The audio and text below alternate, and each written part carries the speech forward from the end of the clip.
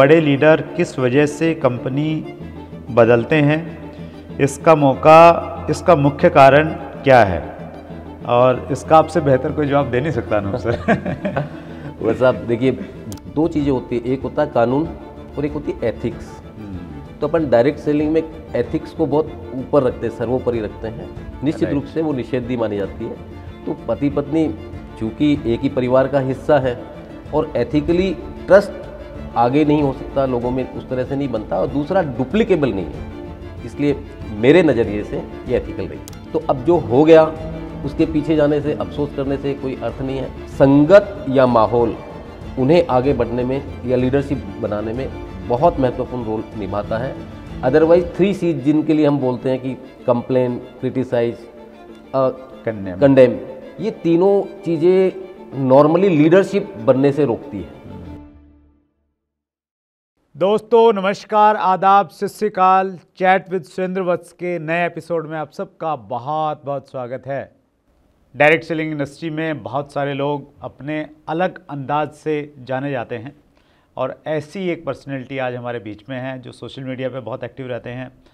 बहुत पुराने direct seller हैं और मेरे बहुत अच्छे मित्र हैं। आइए हम सब लोग मिलकर स्वागत करें। राजस्थान जयपुर से अनूप शेखावत जी आज हमारे मेहमान हैं। अनूप सर, बहुत बहुत स्वागत है चैट विद सुरेंद्र वत्स में। Thank you sir. ये मेरा सौभाग्य है कि मुझे डायरेक्ट सेलिंग के एक इतने बेहतरीन सबसे बड़े प्लेटफार्म पे आज रूबरू होकर मुखातिब होने का सौभाग्य मिला है। I feel so blessed. Thank you very much sir. Platform sir, आप जैसे बड़े लोगों से ही बड़े होते हैं, तो आपने समय निकाला अनूप सर, बहुत बहुत धन्यवाद। शुरुआत करते हैं सर आपकी लाइफ जर्नी से। जन्म, एजुकेशन, डायरेक्ट सेलिंग के में कैसे आए? बस साहब, जन्म तो एक छोटे से गांव में हुआ, छोटे से परिवार में। बेसिकली पिताजी बीएसएफ में नौकरी करते थे। ओके। और जब मैं पैदा हुआ तो मदर यहीं रहते थे, गांव में ही।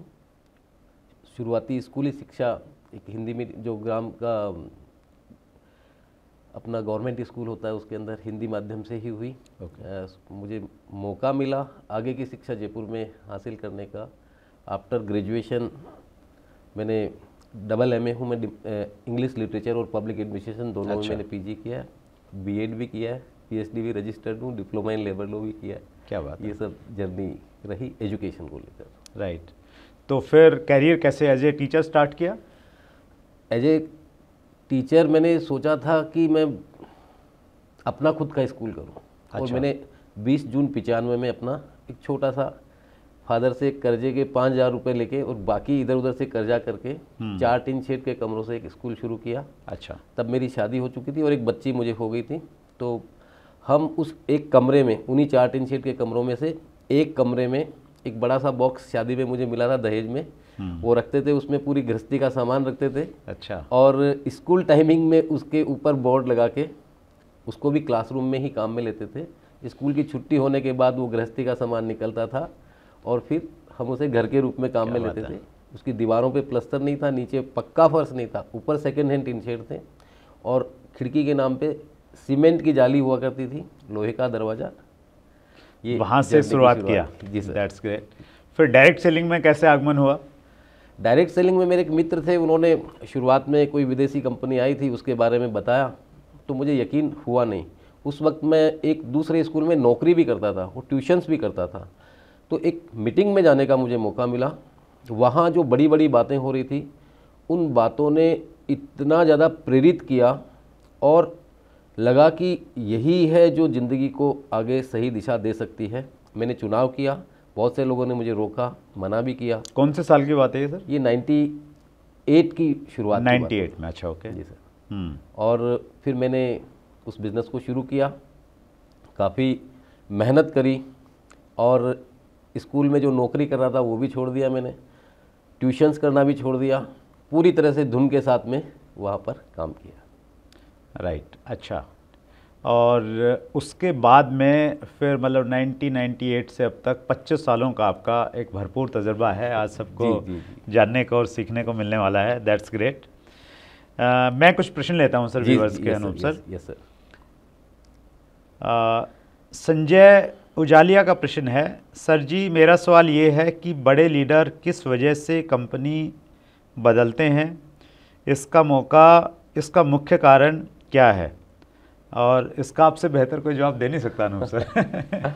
वैसे आप देखिए, बड़े लीडर बनने के लिए निश्चित रूप से बहुत से प्रोसेस से गुजरना पड़ता है लोगों की टीम, और बहुत सारे रीजन्स होते हैं, उनके कॉम्बिनेशन से व्यक्ति बड़ा जो बोला जाता है या माना जाता है होता है। अब एक बड़ा लीडर कोई कंपनी चेंज करता है, आसान डिसीजन नहीं होता है, उसके पीछे कई बार लालच होता है, कई बार उसे बेहतर अपॉर्चुनिटी दिखाई दे रही होती है, कई बार जहां वो होता है वहां पे सफोकेटेड फील कर रहा होता है, स्कोप उस तरह से नज़र नहीं आ रहा होता है, या पंख फैला के उड़ने का उसे उस तरह से महसूस नहीं हो रहा होता है। कई बार टीम भी वजह होती है, कुछ लीडर्स वजह होते हैं। तो रीजन्स तो बहुत सारे होते हैं, परंतु चूंकि मैं इसका एक्सपीरियंस कर चुका हूँ इसलिए मैं बता सकता हूँ कि ये आसान डिसीजन बिल्कुल नहीं होता है। बहुत बहुत कड़ा और डेयरिंग और रिस्की डिसीजन होता है। आपने भी ऐसा डिसीजन लिया, तो क्या आपको उस डिसीजन पे कुछ अफसोस है, या ऐसा लगता है कि नहीं सही लिया, या ऐसा लगता है कि यार नियति थी, चलो जैसा हो गया, क्या फील आता है? टू बी वेरी ऑनेस्ट, कई बार ऐसा नहीं होता कि अफसोस नहीं होता है, बहुत बार अफसोस होता है, लेकिन कहते हैं कि चलते रहने का नाम जिंदगी है। आप अधिकतर लोग क्या होता है, या तो पास्ट में जीते हैं या फ्यूचर में जीते हैं। प्रेजेंट में लोग कम होते हैं, और प्रेजेंट ही वास्तविकता में जीवन होता है। तो अब जो हो गया उसके पीछे जाने से, अफसोस करने से कोई अर्थ नहीं है। मैं यही मानता हूँ कि सब नियति होती है, गॉड्स प्लानिंग होती है, वो जैसा डिजाइन करता है, वी आर पपेट्स, है ना, बाकी सब उसी की मर्जी होती है। दैट्स ग्रेट, ठीक है सर। मुझे प्यार है सभी से, लेकिन नहीं, वो तो आपकी पर्सनैलिटी इस प्रकार की है अनूप जी कि आपसे जो व्यक्ति संपर्क में आ गया तो वो प्यार किए बिना रह नहीं सकता। ये वो परमात्मा ने आपको दिया है। और अगला प्रश्न लेता हूं सर मैं। कनक चौधरी का प्रश्न है जी, सर हम अपने कुलीग्स और फ्रेंड सर्कल के लोगों को कैसे कन्विंस करें डायरेक्ट सेलिंग के लिए? हाँ, ये कनक सर सवाल मुश्किल भी है और आसान भी है सर, क्योंकि अभी तक मैंने बहुत बड़ा पैसा बनाया, नाम भी बनाया, मेरे 4 स्कूल भी है, कॉलेज भी है, 250 लोगों का स्टाफ भी है, और एक सोशल स्टेटस अलग से भी है डायरेक्ट सेलिंग। मतलब वो स्कूल वाली जो 3 सेट के कमरे वाली जर्नी भी आप आगे लेके गए? यस सर, और उसमें बहुत बड़ा रोल डायरेक्ट सेलिंग का ही रहा है। आज मैं जो कुछ हूँ उसमें सबसे बड़ा योगदान डायरेक्ट। उसमें क्या अभी स्कूल कॉलेज चला रहे हैं? जी, मेरे 4 स्कूल हैं, एक कॉलेज है, और उसके साथ साथ मैडम देखते हैं, साथ में हम एज ए कपल ही काम कर रहे हैं। That's great. तो ये सवाल आसान तो नहीं है। अभी तक कनक भैया, मेरे खुद के अपने कलीग्स, फ्रेंड्स, सब लोग शुरुआत से लेके अब तक भी, कुछ लोग आए छोड़ गए, कुछ लोगों ने किया रुक गए, और कुछ लोगों ने नहीं किया। तो एकदम उन्हें कन्विंस करने का कोई सेट पैटर्न नहीं है। कहीं ना कहीं पे वो आपसे रिलेट होते हैं समय के साथ साथ, और जब आप एनरोल करते हैं, उन्हें बार बार एनरोल करते हैं, तो निश्चित रूप से वो आपके साथ आएंगे। That's great. अगला प्रश्न मैं ले रहा हूं सर। ये प्रश्न है यू टैग ऑफिशियल इंडिया का। जी, क्या पति पत्नी अलग अलग कंपनी में काम कर सकते हैं? गवर्नमेंट को कोई दिक्कत, या क्या कंपनी कोई अधिकार है आईडी बंद कर सकती है क्या? ये प्रश्न अक्सर आता है सर कि पति पत्नी अलग अलग डायरेक्ट सेलिंग कंपनी में काम कर सकते हैं क्या? आप इसको किस रूप में मानते देखते हैं? निश्चित रूप से ये चैलेंज अपन ने 25 सालों में देखा है, बहुत जगह पे आता है। और 2 चीज़ें होती है, एक होता है कानून और एक होती है एथिक्स। तो अपन डायरेक्ट सेलिंग में एथिक्स को बहुत ऊपर रखते हैं, सर्वोपरि रखते हैं। ठीक है, बात कांग्रेस या बीजेपी की नहीं है कि पति पत्नी एक बीजेपी में एक कांग्रेस में है, पर एथिकली जो चीज़ें डुप्लीकेबल नहीं हो, निश्चित रूप से वो निषेधी मानी जाती है। तो पति पत्नी चूँकि एक ही परिवार का हिस्सा है, और एथिकली ट्रस्ट आगे नहीं हो सकता, लोगों में उस तरह से नहीं बनता, और दूसरा डुप्लीकेबल नहीं है, इसलिए मेरे नज़रिए से ये एथिकल रही है। बिल्कुल, मैं भी आपकी बात से पूर्ण रूप से सहमत हूं सर, क्योंकि देखिए डायरेक्ट सेलिंग में लोग विश्वास करके आते हैं कि भाई जिसके साथ मैं जुड़ रहा हूं वो भी कामयाब होगा और मुझे भी कामयाब कर देगा, और वो व्यक्ति बहुत कॉन्फिडेंस के साथ में बातचीत करता है, इसलिए लोग जुड़े चले जाते हैं।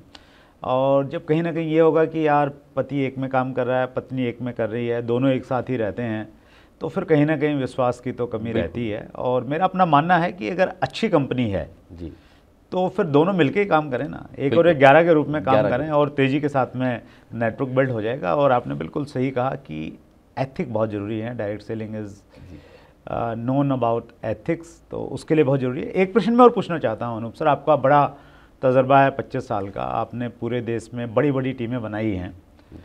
अक्सर लोग तो जुड़ जाते हैं जी, लेकिन उनको लीडर्स में कन्वर्ट नहीं कर पाते हैं, तो क्या वो तरीके हैं, आपने किस प्रकार से बड़ी लीडरशिप तैयार की अपने डायरेक्शन में? बस अब आज तो ये एक मैंने कहा डायरेक्ट सेलिंग की गीता, ये बुक उन्हें बहुत सपोर्ट करने वाली है सर एज ए लीडर बनने में। अदरवाइज जो नॉर्मल चीज़ें हैं हम बताते हैं कि ये बेसिक्स हैं जो इसमें लिखे गए हैं, ये कार्डिनल रूल्स हैं जो इसमें लिखे गए हैं। और मीटिंग सेमिनार पहले सीडीज होती थी, कैसेट्स होती थी, अभी यूट्यूब पे सब चीज़ें उपलब्ध है, हम कहीं से भी ले सकते हैं। आपके चैनल को हर कंपनी के लीडर्स या अपने व्यूअर्स जो है देखते हैं और कुछ ना कुछ सीखते हैं।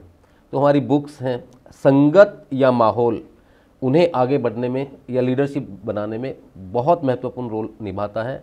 अदरवाइज 3 C's जिनके लिए हम बोलते हैं कि कंप्लेन, क्रिटिसाइज, कंडेम, ये तीनों चीज़ें नॉर्मली लीडरशिप बनने से रोकती है। लोग इन्हीं में उलझ जाते हैं और आगे नहीं बढ़ पाते हैं। तो इनसे दूर रहकर इस माहौल में रहेंगे और बड़ा विजन या सपना बनाना ज़रूरी है, तभी व्यक्ति टिक कर सीखेगा और टिकेगा तो फिर लीडर बनेगा। That's great sir, wonderful. आपका बहुत प्रैक्टिकल तजर्बा है। एक अच्छा माहौल एक्चुअली लीडरशिप क्रिएट करता है और वो बिल्कुल आपने करके दिखाया है। अनूप सर, डायरेक्ट सेलिंग में एक बहुत बड़ा प्रश्न है और मैं उसको बहुत वाजिब मानता हूँ, क्योंकि डायरेक्ट सेलिंग में लोग अक्सर जब जुड़ते हैं किसी के कहने से जुड़ जाते हैं जी, वो बहुत गहराई से चेक नहीं करते कि ये कंपनी सही है, मैं इसमें करियर बना सकता हूँ, नहीं बना सकता हूँ।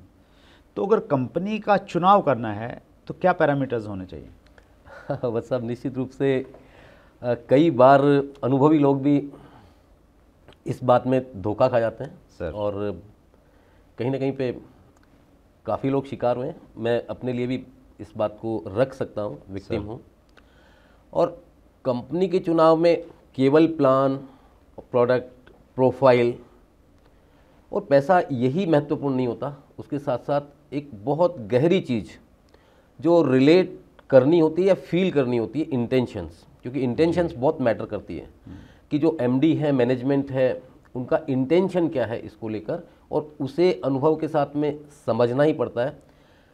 इंटेंशन सबसे पावरफुल चीज़ है, क्योंकि तभी व्यक्ति अपना 100% उसके अंदर डालेगा। अदरवाइज कई बार मनी मेकिंग करना होता है, एक शॉर्ट टर्म के लिए चलाना होता है, फिर लोगों को खरीद फरोख्त करनी होती है, लीडर्स को कुछ भी लालच दे करके लाया जाता है। तो इट मीन्स बहुत कमिटमेंट उस रूप में है या नहीं है, वो देखना ज़रूरी है।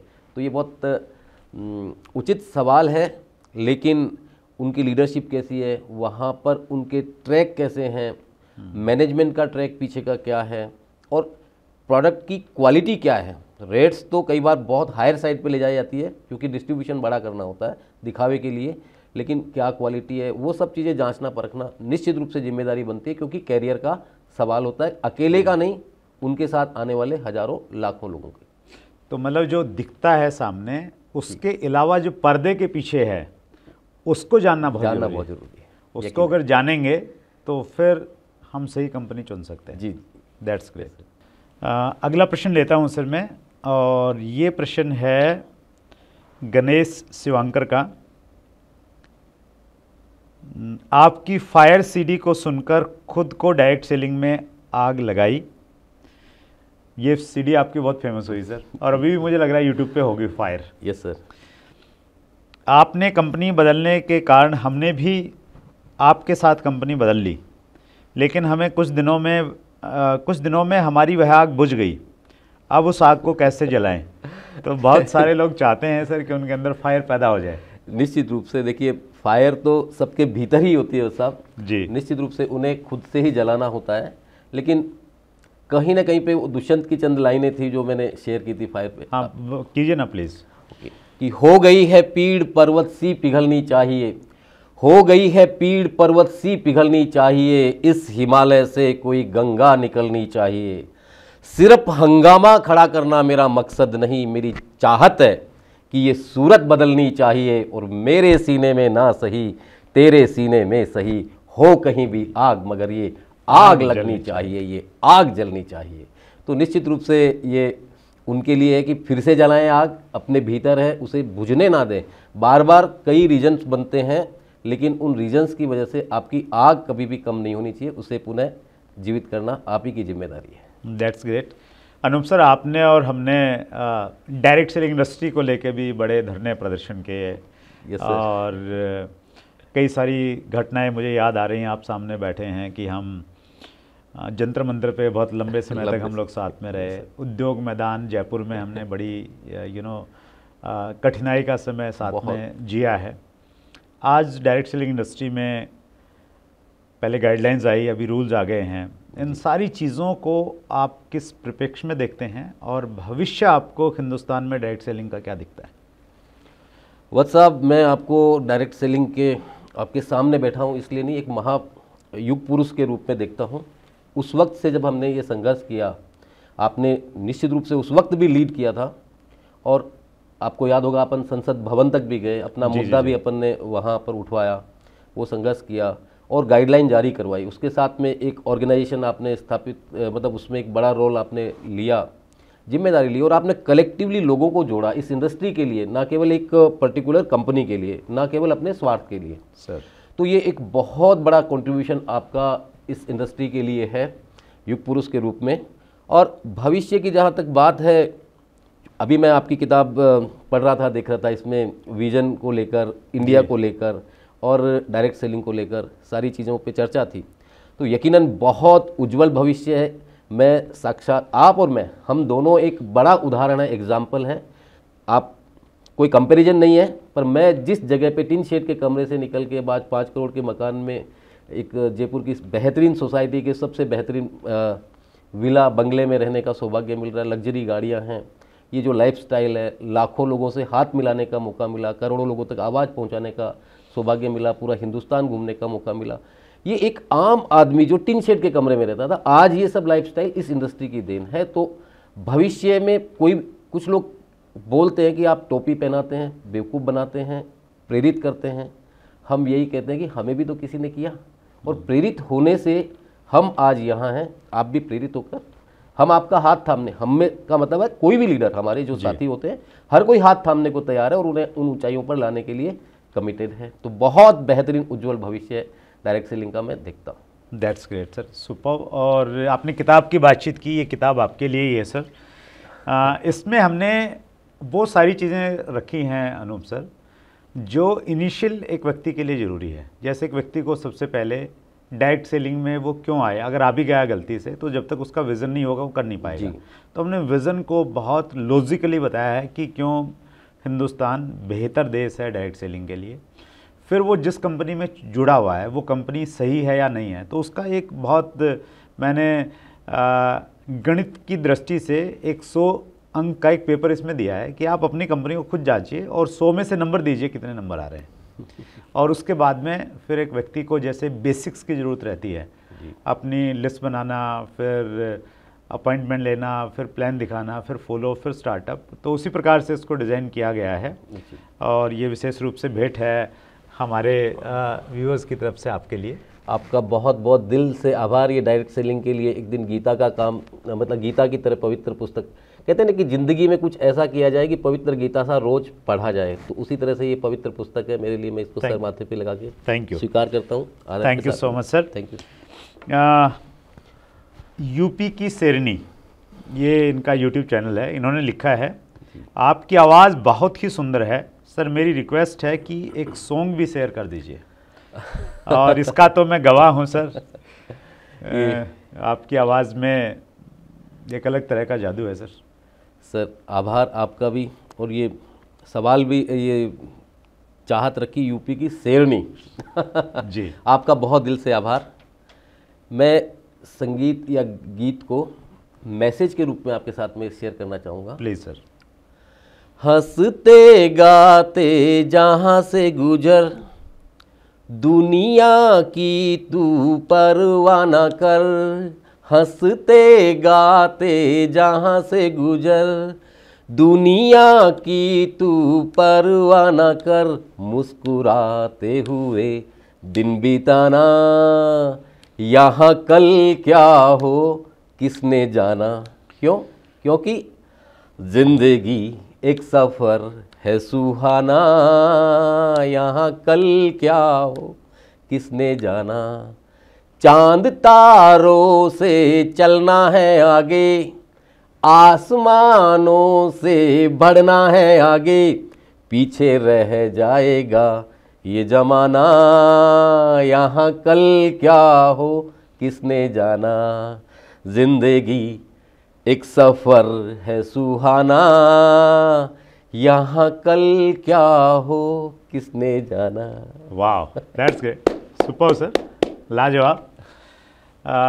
कितनी सारी यात्राएं अनूप सर हमने साथ में की हैं, और आपके साथ यात्रा करने का सबसे बड़ा फ़ायदा ये रहता था, बोर नहीं होने देते थे।